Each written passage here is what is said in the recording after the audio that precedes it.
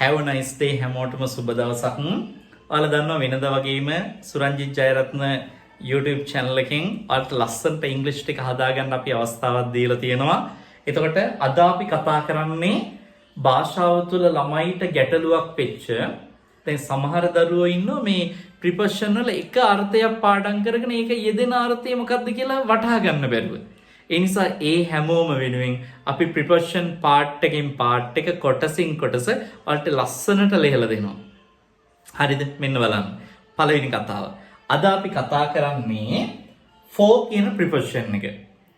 දැන් ප්‍රිපොසිෂන් කියන එකේ අර්ථය දන්නවනේ දරුවෝ ඔයාලා. ප්‍රිපොසිෂන් කියලා කියන්නේ නිපාත පද. එහෙනම් නිපාත පදයක් වාක්‍යයක මුල මැද අග යෙදෙන්න පුළුවන්.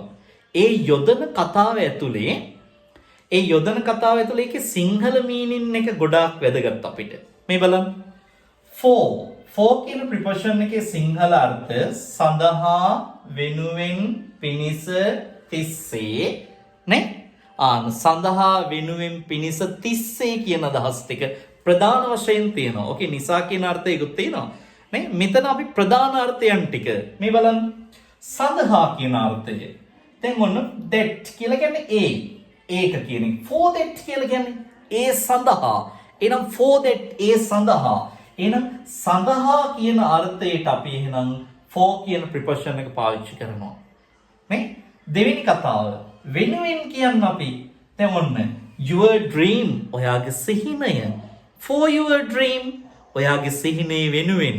for your target ඔයාගේ ඉලක්කය වෙනුවෙන්. for your future ඔයාගේ අනාගතය වෙනුවෙන්. නේ? වෙනුවෙන් කියන කතාවට එහෙනම් අපි පාවිච්චි කරනවා කවුද?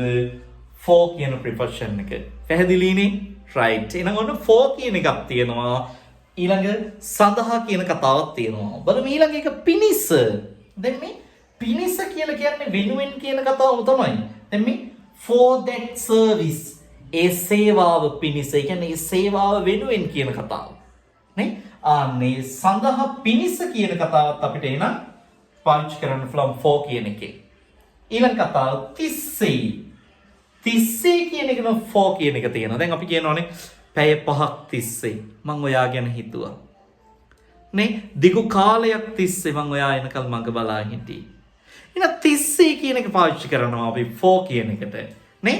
right. බලමු මේ for a long time දිගු කාලයක් තිස්සේ. for a long time දිගු කාලයක් තිස්සේ. නේ?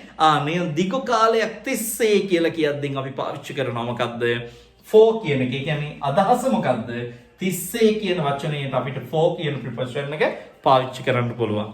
නේ? එහෙනම් ඔන්න බලන්න. අද අපි ප්‍රිපොසිෂන් එකේ සරල චූටි කතාවක් වලට ඔය කියලා දුන්නේ. ඒ නිසා ප්‍රිපොසිෂන් කියන පාඩම හරිය සුන්දර පාඩමක්.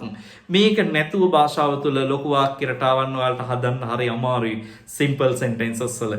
ඒ නිසා හොඳට මතක තියාගන්න මේක මාර වැදගත්. දැන් සරල උදාහරණයකින් මම මෙහෙම කියන්නම්කෝ. දැන් ඔන්න මේ ඔන්න කියනවා මම නේ I work මම වැඩ කරනවා.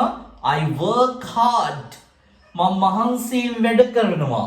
මම මහන්සියෙන් වැඩ කරන්නේ මොකටද? මං කියනවා මෙහෙම for your dream I work hard for your dream. I work hard මම මහන්සියෙන් වැඩ කරන්නේ for your dream ඔයාගේ සිහිනය වෙනුවෙන්. එහෙනම් මේ බලන්න මේ වාක්‍යයේ මේ දිගට හදාගෙන යන්න අපිට ගොඩාක් වැදගත් වෙන්නේ කවුද? ප්‍රිපොසිෂන් නිපාත පද. එහෙනම් හොඳට මතක තියාගන්න දරුවෝ for කියන ප්‍රිපොසිෂන් එක අපි පාවිච්චි කරනවා අර්ථවල මේ සිංහල අර්ථ මේ කියන සඳහා, වෙනුවෙන්, පිණිස, තිස්සේ. හොඳට මතක තියාගන්න.